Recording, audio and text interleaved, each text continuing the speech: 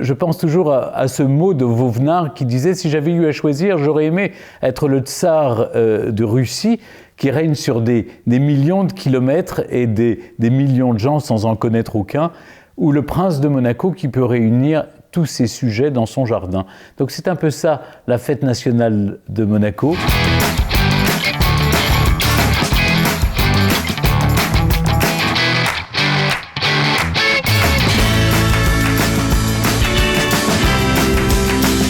On joue sur les mots en fait. Les Grimaldi sont arrivés sur le rocher de Monaco en 1297 au mois de janvier avec François dit le Malicieux. Ensuite, Charles Grimaldi est devenu seigneur de Monaco à partir de 1342.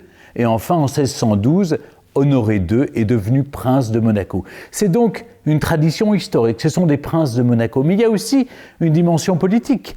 C'est-à-dire que la principauté de Monaco, qui est au fond géographiquement une enclave dans la France, en quelque sorte. C'est ces liens, au fond, qui font qu'il y avait un roi de France et puis, je ne dis pas un vassal, mais en tout cas un souverain allié, qui était le prince de Monaco.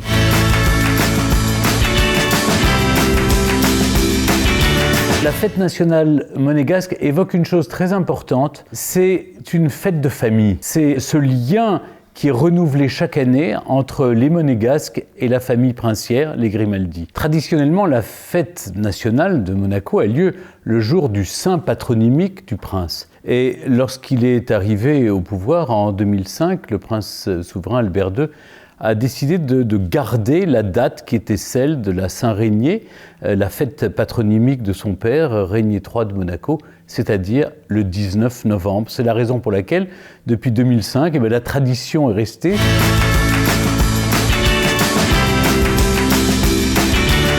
Le drapeau de Monaco, rouge et blanc tel qu'on le connaît, a été établi en 1881 par le fondateur de Monte-Carlo, c'est-à-dire le prince Charles III. C'est évidemment les couleurs qui sont traditionnellement les couleurs de la famille Grimaldi et qu'on dit être aussi, à l'origine, celles de la République de Gênes. Il y a une version peut-être plus poétique, on dit que le rouge est le sang de la sainte patronne de Monaco, la sainte dévote. Maintenant, il y a une chose pour se souvenir des couleurs des Grimaldi, vous savez, c'est simple, vous pensez à cette boisson qui est, le Monaco. C'est quoi? C'est de la limonade et du sirop de grenadine blanc et rouge.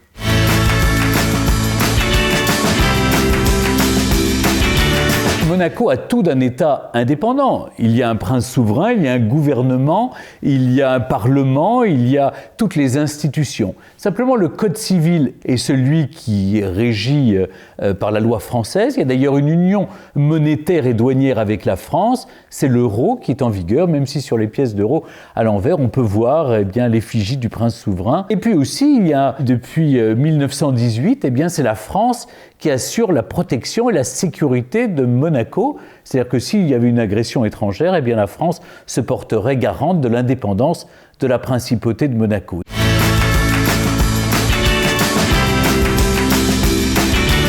La langue officielle de la principauté de Monaco, c'est le français. Mais il existe une langue parlée qui est non officielle, qui est un dialecte ligure, qu'on parle d'ailleurs à Vintimille, par exemple. Cette langue qu'on retrouve d'ailleurs dans l'hymne monégasque et qui est enseignée dans les écoles de Monaco à partir de 1970.